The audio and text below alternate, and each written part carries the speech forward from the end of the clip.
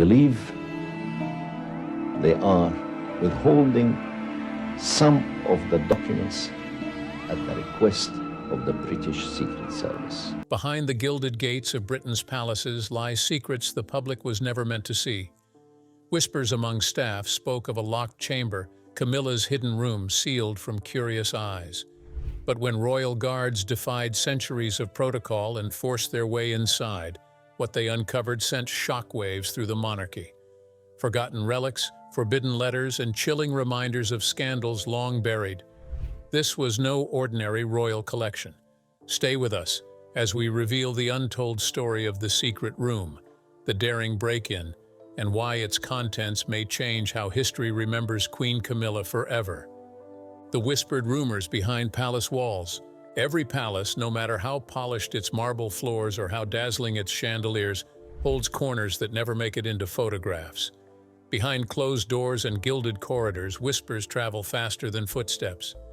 Within Clarence House and Buckingham Palace, servants and staff had long spoken in lowered voices about a particular chamber. It was not listed in official maps nor spoken of in tours. It was known only through murmurs exchanged over tea or in hurried conversations as footsteps echoed in the long halls. They called it Camilla's hidden room.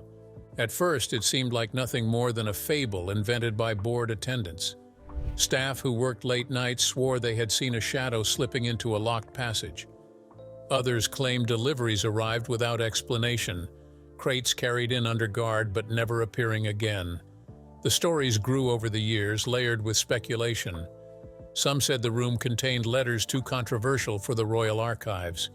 Others insisted it was a private sanctuary where the queen consort kept relics from her life before the crown. The truth remained veiled in silence. Royal households are bound by tradition, and tradition often breeds secrecy. Staff are trained to turn their eyes away, to never ask questions. Yet secrecy invites curiosity, and curiosity breeds rumor. For those who served closest to the royal family, every unanswered question became a seed that took root. The idea of a hidden room, one forbidden even to those tasked with protecting the monarchy, was irresistible. Among the guards themselves, talk of the room began in hushed tones. During long night watches, when silence filled the corridors and the rest of the palace lay in slumber, some spoke of faint movements beyond the restricted door. They said that on certain nights the scent of burning paper drifted through the air as though documents were being destroyed. One young guard recalled hearing soft voices within, though the chamber was supposed to be sealed. He swore it was not the queen consort's voice, but another entirely unfamiliar one. These rumors were never written down, never formally discussed, yet they spread. To outsiders, the palace seemed the picture of order, yet within its walls, tension simmered quietly.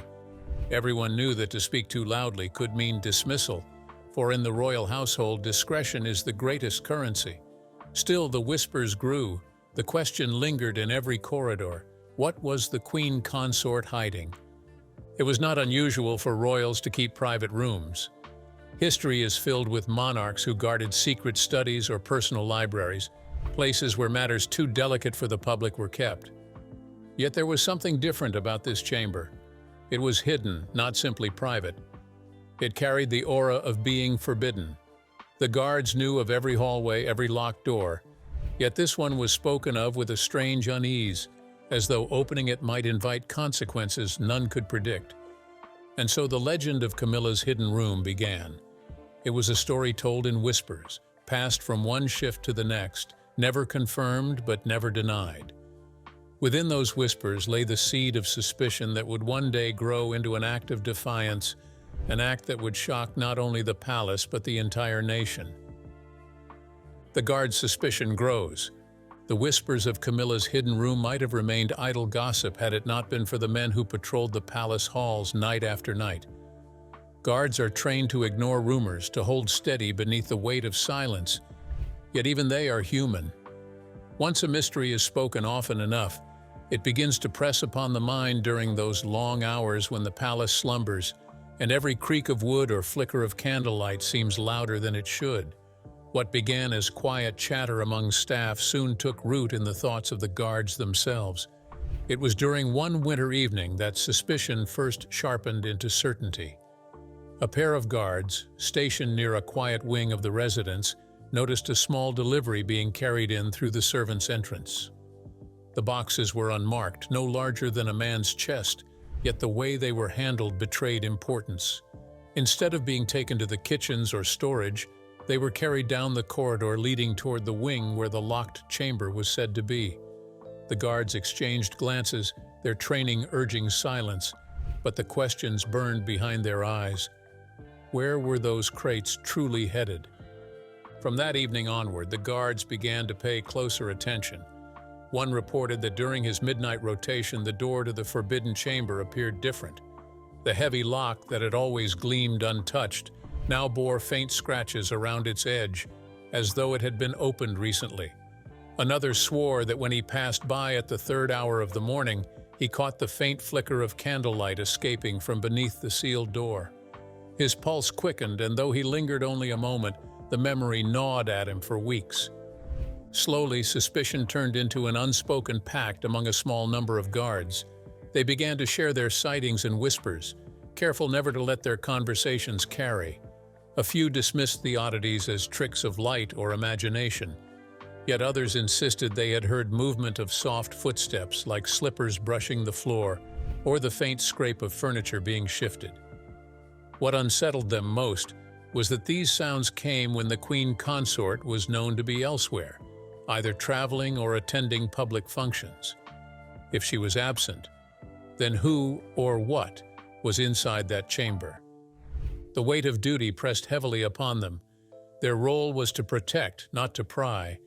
Yet the tension between loyalty and curiosity only deepened as the weeks passed. They were bound to the crown, sworn to uphold secrecy, but secrecy was no longer passive. It had turned active, tangible, like a locked chest daring to be opened. Each patrol brought them closer to a decision none of them had imagined making, and so suspicion grew with every passing night. It clung to the guards as they stood in their posts, as they marched their routines, as they attempted to silence the echo of rumor with the discipline of service. But the palace has a way of magnifying secrets, of making even the strongest oaths feel fragile when weighed against the unknown. What was once a whispered story now stood at the edge of revelation, and the guards could no longer turn their eyes away. A hidden room discovered. The palace is a place of order, where every doorway is catalogued, every corridor accounted for, and yet it is also a structure built over centuries, layer upon layer of stone and secrecy. What begins as a grand hall may lead into a forgotten stairwell, and what appears to be a wall may conceal a doorway long bricked over.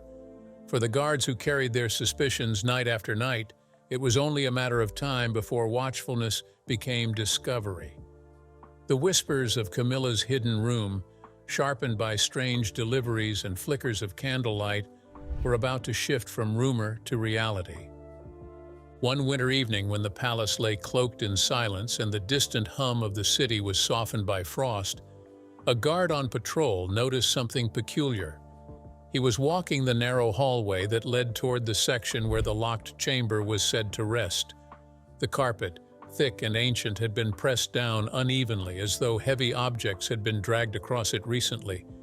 He paused, crouching slightly, and traced the indentations with his fingers.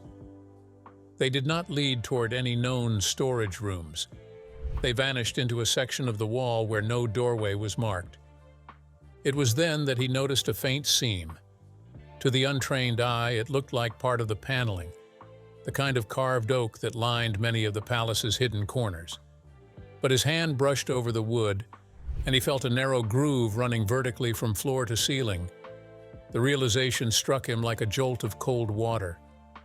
What appeared to be a solid wall was in truth a concealed door. He said nothing at first. To reveal such a finding without certainty would have been reckless. But when his shift ended, he carried the memory with him, and the next evening he quietly brought another guard to the spot. Together they examined the panel by the light of a lantern, careful to shield the flame from prying eyes. There was indeed a gap, small and deliberate, masked by ornate carvings that had likely gone unnoticed for decades. The palace had its share of secret passages, used in older times for escape or discretion, yet this one seemed freshly maintained. The wood bore no dust, no cobwebs, as though someone had passed through it not long ago. The two men exchanged a glance that needed no words. What they had uncovered was more than a curiosity. It was evidence that the whispers carried the truth. Over the following nights, they returned quietly, testing the seams with gloved hands. At last, one evening when the corridors were especially still, the younger of the two pressed his weight against the panel. With a muted click, the door shifted ever so slightly, releasing a breath of stale but warm air, as though the chamber beyond had been sealed yet lived in. They did not enter that night. Duty restrained them, reminding them of the gravity of such a trespass. But the knowledge burned within them. The hidden room was real, not a tale of idle servants. It existed just beyond the panel, waiting to be unveiled. And with that discovery, suspicion became certainty, and certainty became temptation. The guards now faced a choice that would test their loyalty and their courage. For once the door had been found, it was only a matter of time before it would be opened. Breaking protocol. The discovery of the hidden doorway changed everything. For weeks the guards had lived with nothing but rumors, but now they carried the burden of knowing a truth that could not be unlearned. The seam in the wall was real. The concealed panel had given way under careful pressure, and beyond it waited a chamber that did not exist on any blueprint of the palace. The knowledge sat heavy on their shoulders as they performed their nightly duties. They could no longer patrol those corridors with the same calm detachment. Every step brought them back to the carved oak panel, and with it came the gnawing question of what lay within. The decision to cross the boundary did not come quickly. At first they resisted, hoping the weight of discipline would hold them firm. They reminded themselves of their oaths, the centuries of protocol that demanded silence and obedience. A guard's loyalty was not to curiosity, but to the crown and country. Yet even as they repeated those words to themselves, the image of that slight opening lingered. It was not just the existence of the room that unsettled them, but the signs that it had been used. The lack of dust, the faint warmth that drifted out when the door shifted, the scent that hinted of candle smoke and parchment. Someone had been there, recently and deliberately. As the night stretched on, their restraint grew thinner. Each time they passed the hidden door, they exchanged silent glances. It was as if the chamber itself beckoned to them, a secret calling louder than their vows. Then one evening, when the palace was quieter than usual and the wind howled against the high windows, temptation overcame discipline. The two guards, bound together by suspicion and secrecy, paused before the panel. For a long moment neither spoke. Then the elder of the two placed his hand firmly upon the wood. It gave way with a reluctant groan, opening wider than before. A breath of air, heavier and warmer than the corridors, escaped into the hallway. They froze, listening for any sound that might betray their actions. But the palace remained silent. The younger guard's heart pounded in his chest. He knew the enormity of what they were doing. To enter without permission was to risk everything, their posts, their honor, even their freedom. Yet the pull of the unknown was stronger than the fear of consequence. Together they stepped through the narrow opening. The chamber greeted them with a hush, as though it had been waiting for intruders. Their lanterns cast long shadows across the walls, revealing glimpses of heavy drapery, ornate furniture, and shapes covered in sheets. The air smelled faintly of wax and something older, like the musk of forgotten paper.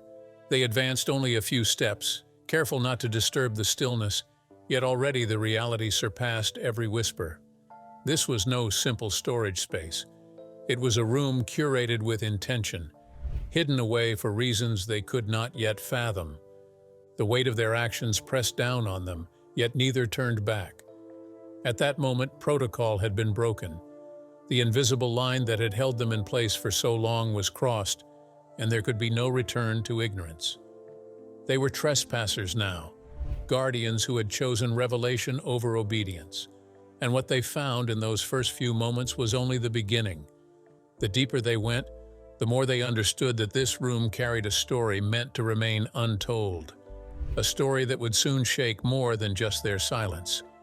Inside Camilla's secret chamber, The moment they crossed the threshold, the guards felt as though they had stepped into another world, a place where time itself had slowed. The air was warmer than the corridor, yet heavy, as though it carried the weight of years sealed away. Their lantern flame trembled, throwing shadows across the walls that revealed glimpses of something altogether unexpected. The chamber was not vast, but it was carefully arranged, as though its every detail had been placed with deliberate thought. At first glance, it seemed a study, yet there was something unsettling about its intimacy, as if the room itself had been guarding a confidence too great for the open halls of the palace. One of the guards approached a table draped with a fine cloth. Dust should have settled upon it if the room had been abandoned, yet the surface was clean. On it rested a series of leather-bound journals stacked neatly in rows. He reached toward them, but his companion placed a firm hand on his wrist, shaking his head. They were not there to disturb, only to observe. Still, the mere sight of the journals suggested secrets, pages filled with words never meant for other eyes. Against the far wall stood a cabinet of polished wood, its doors locked with an intricate clasp. The lantern's glow caught a glimmer of something within, a flash of gold and silver. Perhaps heirlooms, perhaps trinkets. Above the cabinet hung a portrait, covered with a heavy cloth. One of the guards hesitated, then slowly pulled the fabric aside. What emerged was not a regal painting of the queen consort as one might expect, but an older portrait of a young woman whose face carried a striking resemblance to Camilla herself. Her expression was serene, almost haunting, and beneath her image was a date inscribed in fading ink from decades past. The younger guard's eyes moved across the room. He noticed a writing desk with quills and parchment, the ink still dark as though used only recently. Letters lay stacked, their wax seals unbroken, each marked with symbols not of the current reign but of generations past. There were personal items too, smaller and more intimate. A delicate brooch rested in an open box, beside it a pair of spectacles, old-fashioned in style. Everything seemed to speak of continuity, of a link between past and present deliberately hidden away from the world. Neither of the men spoke. Their silence was not merely discipline but awe, tinged with fear. They had expected dust and neglect, but what they found was preservation. This chamber was alive, not forgotten. It was a place where someone came often and deliberately to keep memories safe from prying eyes. At last, one of them whispered that they should leave before their presence left any trace.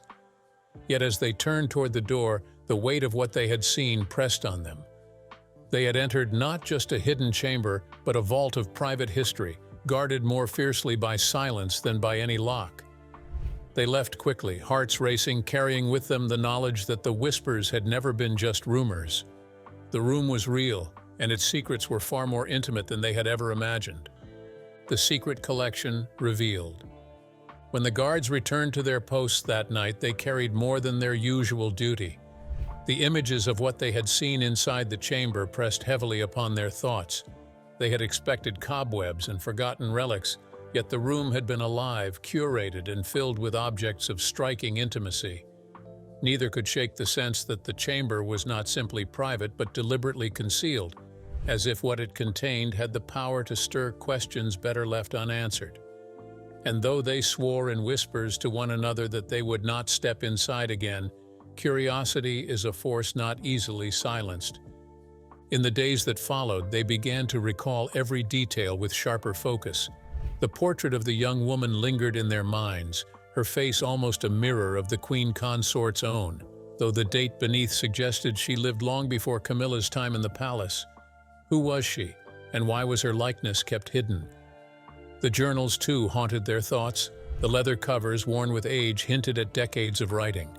Inside those volumes could be memories, confessions, perhaps even correspondence with figures whose names had been erased from public record. One evening, when the palace slept and the halls were silent once more, the younger guard returned alone. He told himself it was only to ensure the chamber remained secure, that no intruder had breached the same space they had dared to enter. Yet when the panel clicked open beneath his hand, the pull of the unknown guided him further inside. He lifted the top journal from the stack and opened it just enough to glimpse its script. The handwriting was neat, deliberate, and the words he saw carried dates stretching back more than 40 years. They spoke of dinners, private conversations, of emotions that could never have been spoken aloud in the light of day. The entries suggested an intimacy with figures of the royal circle, accounts of moments hidden from public life. He closed the book swiftly, heart hammering, but his eyes then fell on the locked cabinet. This time he noticed that one of its doors had not been sealed properly. He tugged gently and the clasp gave way. Inside lay items that shimmered faintly in the lantern glow. There were letters tied in ribbon, some yellow with age, bearing seals from long-dead monarchs. There were small boxes containing jewelry, delicate and unfamiliar to the official catalogs of the royal collection. Each piece seemed to carry a story, a fragment of history too personal or too scandalous for public display. When he left the chamber that night, he understood why it had been hidden. The room was not merely a sanctuary for private memories. It was a vault of secrets, a collection of artifacts that, if revealed, might challenge the polished image of the monarchy itself. What he had seen was enough to confirm that the whispers had not only been true but understated. The reality was far more dangerous. The guard's dilemma. The chamber and its contents lingered in the minds of the guards like a shadow that refused to fade. They went about their duties in silence, standing watch at entrances, escorting dignitaries through gilded halls, and keeping their posture stiff and precise. Yet beneath the surface, their thoughts churned. They had glimpsed what no ordinary guard was ever meant to see, and now the burden of that knowledge pressed down upon them. Each time they marched past the concealed door, they felt its presence more keenly. It was no longer just a wall or a panel. It was a secret calling their names, demanding an answer. The younger guard in particular found himself plagued by what he had read in the journals and what he had seen in the cabinet. The delicate handwriting, the letters tied with ribbon, the portrait of the mysterious woman who so resembled the queen consort, these were not curiosities that could be dismissed. They were pieces of a narrative hidden deliberately from history. He began to wonder whether his loyalty to the crown demanded silence or whether his duty as a guardian of truth compelled him to speak. The conflict twisted inside him like a knot that could not be undone. The elder guard, though more cautious, was equally unsettled. His decades of service had taught him that discretion was the first rule of survival within the palace. He reminded his companion often that their positions were fragile, that one whisper to the wrong ear could mean dismissal or worse. Yet even as he tried to calm the younger man's restless thoughts, he too found himself lying awake at night. His mind replayed the image of the journals stacked neatly on the table. What secrets could be buried within those pages? Were they accounts of affairs, records of private scandals, or perhaps correspondence that contradicted the official history presented to the world? Their dilemma grew sharper with every passing day. To reveal what they had seen would be to betray the queen consort's privacy and perhaps unravel a legacy carefully guarded. Yet to remain silent meant complicit participation in concealing truths that might belong to the public. The monarchy thrived on perception, on a finely crafted balance between tradition and image, and the discovery of such a room threatened to tip that balance. The younger guard suggested quietly one evening that they should report their findings to a superior officer, not with detail but simply to ensure the matter was known. The elder shook his head, warning that even the mention of such a thing could destroy them both. The palace did not forgive curiosity. It did not reward honesty that brought shame upon its walls. Still, the debate lingered between them. Each shift brought the same conversation, whispered in corners where no ears could hear. Their silence became heavy, like armor too burdensome to carry. They avoided looking at one another when passing through the wing where the hidden chamber lay, yet both knew that their thoughts had not left it. They were caught between two vows, one sworn to protect the monarchy's dignity, the other silently sworn to the truth that pressed upon their consciences. And so the guards lived in quiet torment, their dilemma unresolved. Every choice carried risk, every silence carried weight. The hidden chamber has given them knowledge, but knowledge is never without cost. It had set them on a path where loyalty and conscience could not walk together, and where the decision they feared most was already waiting for them at the end of the corridor. How the palace reacted. Secrets have a way of slipping through cracks no matter how tightly they are sealed, and within the palace nothing remains hidden forever. The guards had not spoken openly, but their unease betrayed them. A lingering glance, a moment of hesitation on patrol, a silence too heavy when questions were casually asked, all of it created ripples. In a world as disciplined and closely watched as the royal household, even the smallest crack in composure drew notice. It began with a senior officer who observed the younger guard's distracted manner and reported it up the chain of command. Soon, whispers of unusual behavior among the watch reached ears far higher than the men had ever feared. The palace thrives on vigilance. Every detail, from the way curtains are drawn to the angle of a chair in the drawing room, is carefully observed and recorded. So when senior officials heard the suggestion that 2 guards might have wandered where they should not, the matter was not dismissed as idle speculation. Quiet inquiries began almost at once. Discreet meetings were held behind closed doors. The question was not only what the guards had done, but what they might have seen. The chamber itself, long known to a select few in the upper circle, was a secret preserved by silence and tradition. That silence had now been breached. The Queen Consort herself was not directly confronted, at least not in the beginning. To involve her openly would risk turning suspicion into scandal. Instead, the matter was handled with a kind of clinical precision. Officials moved through the corridors late at night, assessing locks, checking panels, and ensuring that nothing appeared disturbed. When they reached the hidden door, they found signs of entry that were faint but undeniable. A hinge bore the slightest scratch, and the panel showed the faint imprint of hands that had pressed too often against it. The evidence was subtle, but in a household where even the placement of dust was noted, it was enough. The reaction was swift but quiet. The guards were summoned privately and questioned with an intensity that left them pale. They were asked about their patrols, about unusual noises, about any observations they might have made in the West Wing. Though neither man admitted to opening the chamber, their evasive answers only confirmed the suspicions of their superiors. Punishment was not immediate. Instead, they were warned sternly, reminded of their oaths, and placed under closer watch. The palace did not need confessions to know the truth. It only needed silence to be restored. Behind the scenes, steps were taken to secure the chamber more firmly. The lock was changed, the panel reinforced, and additional patrols were ordered near that wing. Servants who had once whispered about the room found themselves reassigned, scattered to different duties, their conversations abruptly silenced by authority. The palace had closed ranks. Yet despite these efforts, the breach could not be entirely undone. The secret had been touched by too many hands, glimpsed by eyes not meant to see. And though officials worked tirelessly to smother the spark, a lingering unease remained.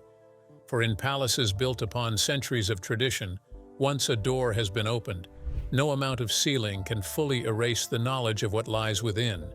The reaction of the palace may have been calm on the surface, but beneath that polished calm there stirred a deeper fear.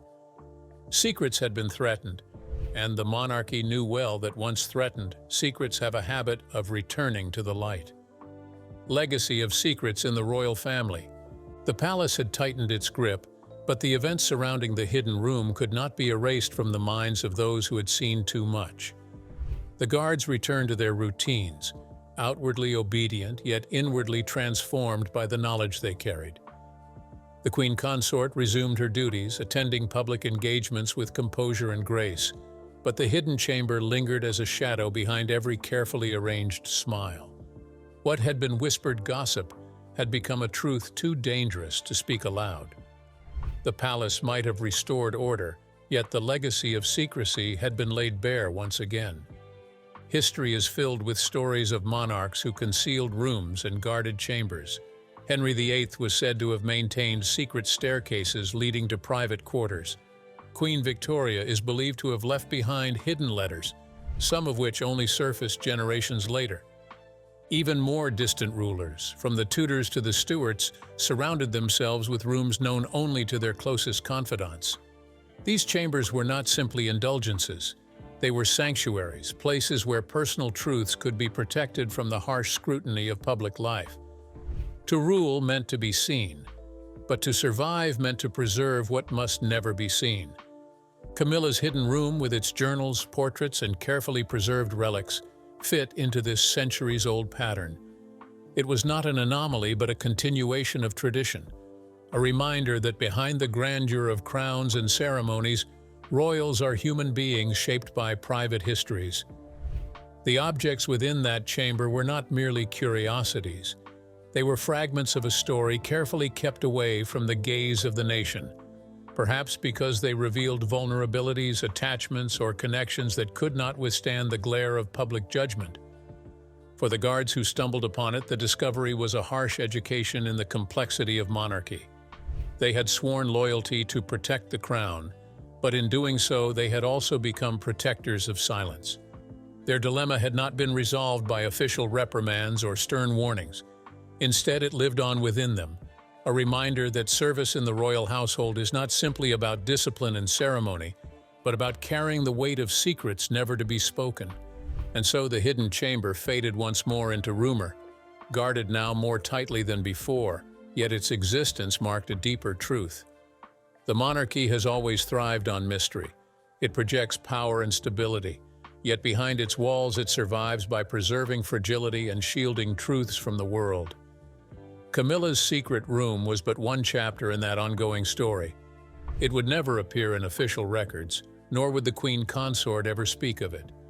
Yet the whispers would remain, passed quietly among staff, retold as legend, reminding all who served that within the grandeur of royal palaces, the greatest treasures are not jewels or thrones, but the secrets hidden just out of sight. Behind the grandeur of the crown lies a world the public will never fully see. The hidden chamber, discovered and concealed once more, stands as a reminder that every palace holds secrets, and every monarch guards truths too fragile for daylight. The guards who dared to step inside crossed an invisible line, glimpsing not scandal but humanity preserved in silence. History may never record what they found, yet the whispers will echo through time. For in the story of royalty, it is often not the crown we remember most, but the mysteries it fights hardest to keep hidden. What do you think about this story? Please share your thoughts in the comments. Don't forget to like, share, and subscribe for more videos like this. Thanks for watching.